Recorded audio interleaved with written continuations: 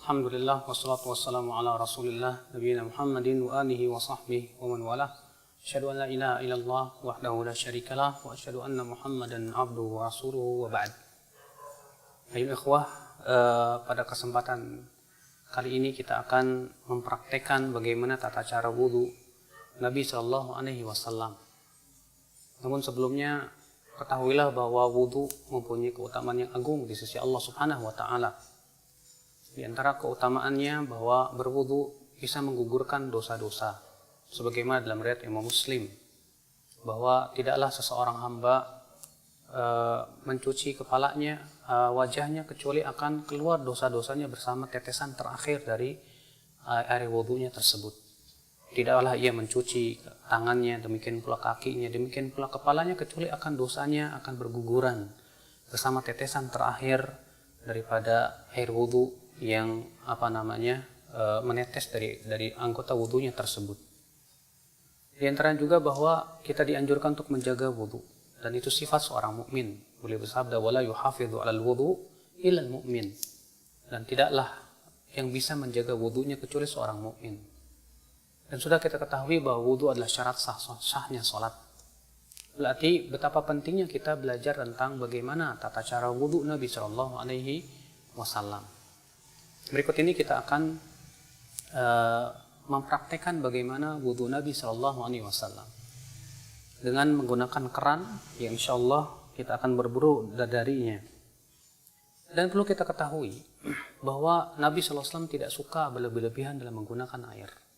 Beliau bersabda, iyyakum wal israf, jauhi oleh kamu berlebih-lebihan. Wa in kunta ala nahri jarin, walaupun kamu di air sungai yang mengalir. Dan sebutkan dalam hadis riwayat Abu Daud adalah Rasulullah SAW berwudu dengan satu mud saja. Maka dari itu kita jangan sampai masuk ayat innal mubadzirina kanu ikhwana syayatin. Sesungguhnya orang-orang yang mubadzir itu, yang berlebihan itu termasuk teman-temannya syaitan. Kadang kita lihat ada orang yang berwudu, ternyata dibuka kerannya besar-besar, sehingga akhirnya dia menggunakan air secara berlebihan. Dan itu sendiri termasuk dosa. Karena itu termasuk mubadzir, sikap mubadzir itu tidak disukai oleh Allah Subhanahu wa taala. Yang pertama kita akan lakukan yaitu membaca bismillah. Karena membaca bismillah adalah merupakan perkara yang dilakukan oleh Nabi sallallahu alaihi wasallam. Namun para ulama memang berbeda pendapat. Apakah bismillah itu rukun ataukah ia hanya sunnah saja? Ya, Rasulullah bersabda, la salata liman la wudu'a lahu wala wudu'a liman lam yadhkur ismallahi alaih. Tidak sah salat bagi mereka yang tidak ada wudu, dan tidak sah wudu bagi mereka yang tidak menyebut nama Allah. Kita ucapkan bismillah.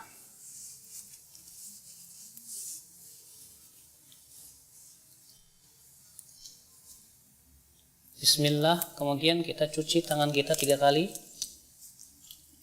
Karena Nabi SAW mencuci tangannya 3 kali, sebagaimana dalam hadis Utsman, hadis Abdullah bin Zaid. Kemudian setelah itu kita berkumur-kumur 3 kali.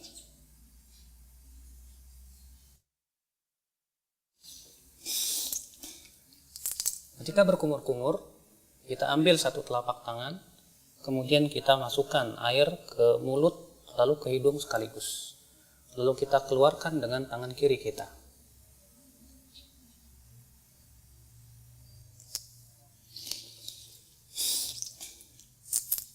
Kita lakukan itu 3 kali.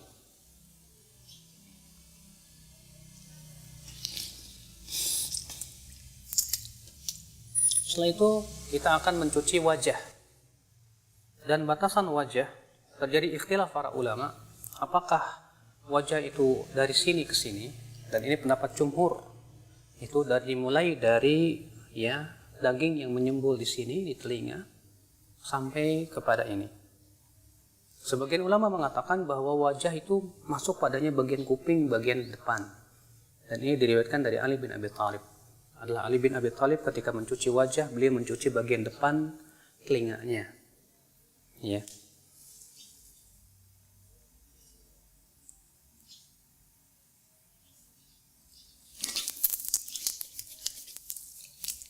Dan dalam riwayat Ibnu Abbas adalah Ibnu Abbas ketika mengambil air dari telapak kanannya, beliau iringkan dengan telapak kirinya, kemudian beliau mengusap atau mencuci wajahnya. Kemudian dilakukan itu 3 kali.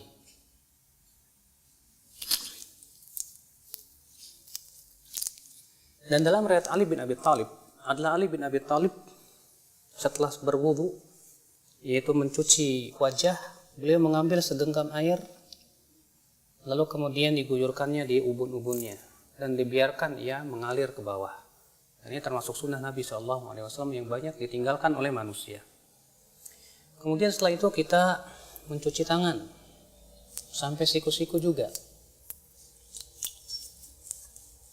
Kita ambil dengan tangan kanan, lalu kemudian kita cuci sampai siku-siku. Dan jangan lupa untuk menyela-nyelai tangan, karena Nabi SAW memerintahkan untuk menyela-nyelai jari jemari tangan dan jari jemari kaki. Dan kita lakukan ini juga 3 kali.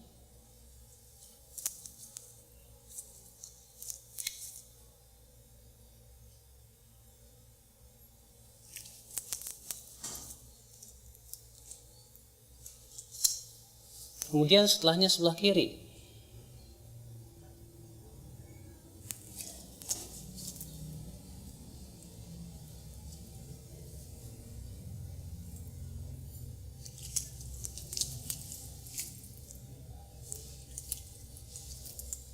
Setelah kita mencuci tangan, maka kita ambil air segenggam, kemudian kita mengusap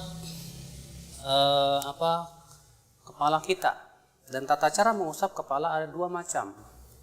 Yang pertama yaitu mengusap dari arah depan, kemudian kita seret sampai ke tengkuk, kemudian kita kembalikan lagi ke depan. Begini. Kemudian kita kembalikan lagi ke depan. Lalu kemudian kita masukkan jari kita ke dalam telinga, lalu kita usap bagian belakangnya. Seperti ini. Karena Rasulullah mengatakan al-udhunan minar ra's. 2 telinga itu bagian daripada kepala. Jadi ini cara yang pertama, itu dari arah depan. Kita kemudian tarik ke mana? Ke tengkuk. Kemudian kita kembalikan lagi ke bawah, ke depan. Kemudian kita masukkan, lalu kita usap bagian luar telinga. Ini cara yang pertama. Adapun cara yang kedua, itu yang disebutkan dalam hadis riwayat Abu Daud juga dari hadis Rubai', bahwa adalah Rasulullah SAW mengusap kepalanya wala yughayyir min sya'ri syai'an. Beliau tidak merubah bentuk rambutnya sama sekali. Ditafsirkan oleh para ulama, yaitu mengusap rambutnya mengikuti alur rambut sehingga tidak merubah. Sebab kalau kita mulai dari depan seperti ini kemudian ke belakang, tentu rambutnya akan acak-acakan. Tapi Rasulullah SAW pernah melakukan supaya rambutnya tidak acak-acakan, itu dengan cara apa? Beliau mengikuti alur rambut, ya, dan mengusapnya hanya sekali saja. Yaitu dengan dalam riwayat Imam Ahmad bin Hanbal, beliau memberikan contoh, diambil air, kemudian dimulai dari tengah, lalu ke depan, kemudian dimulai dari tengah, lalu ke belakang. Ini yang dicontoh oleh Imam Ahmad bin Hanbal. Maka ini kata Al-Imam Al-Khattabi, khusus bagi mereka yang mempunyai rambut yang panjang. Ketika ia berwudu, ia tidak ingin rambutnya berubah. Maka pada waktu itu kita cukup usap kepala kita sesuai dengan alur rambut, sehingga rambut itu tidak acak-acakan. Ini subhanallah juga banyak tidak diketahui oleh banyak kaum muslimin, padahal hadisnya sahih atau hasan, dihasankan oleh Syekh Al-Albani rahimahullah. Dan dalam riwayat Muawiyah ketika mengusap kepalanya, itu beliau menggunakan cara seperti ini. Diambilnya air, kemudian air ini diguyurnya di ubun-ubun, kemudian diusapnya.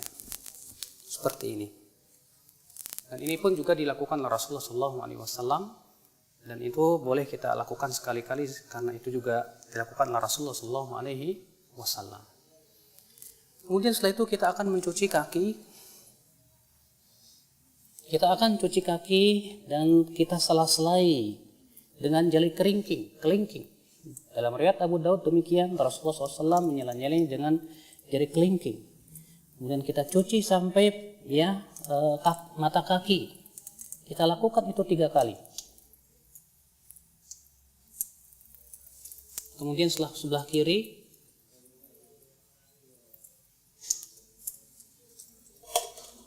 kita lakukan itu 3 kali.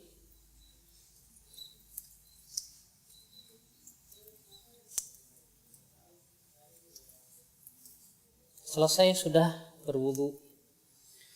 Lalu kemudian setelah berwudu dianjurkan kita mengucapkan asyhadu an la ilaha illallah wahdahu la syarikalah wa asyhadu anna Muhammadan abduhu wa rasuluh. Bisa ditambahkan Allahumma ja'alni minat tawwabin wa ja'alni minal mutatahhirin. Dan disebutkan dalam riwayat Tirmidzi, Rasulullah SAW juga mengajarkan doa lain. Ya, setelah wudu, yaitu subhanakallahumma bihamdik asyhadu an la ilaha illa anta astaghfiruka wa atubu ilaik. Rasulullah, siapa yang membaca ini setelah wudunya, maka akan distempel dan tidak akan pecah selama-lamanya sampai hari kiamat. Subhanallah. Rasulullah mengatakan, siapa yang mengucapkan setelah wudunya asyhadu an la ilaha illallah wahdahu la syarikalah wa asyhadu anna Muhammadan abduhu wa rasuluh, maka akan dibukakan untuk dia 8 pintu surga. Dia bisa masuki 8 pintu surga itu dari pintu mana saja dia masuk. Masya Allah. Lalu kemudian disunahkan kita untuk sholat 2 rakaat. Disebutkan dalam hadis Bilal, Rasulullah bersabda, ya Bilal, bima sabaqtani ilal jannah, dengan apa engkau mendahuliku ke dalam surga. Kata Bilal, wahai Rasulullah, tidaklah aku berhadas kecuali aku sholat 2 rakaat. Kata Rasulullah, dengan 2 itu kamu masuk surga. Subhanallah. Ini keutamaan yang agung ya akhul Islam. Semoga ini memberikan faidah untuk kita semua tentang bagaimana tata cara wudu Nabi SAW. Ini saja. Subhanakallah bihamdik. Asyhadu an la ilaha illa anta astaghfiruka wa atubu ilaik. Wassalamualaikum warahmatullahi wabarakatuh.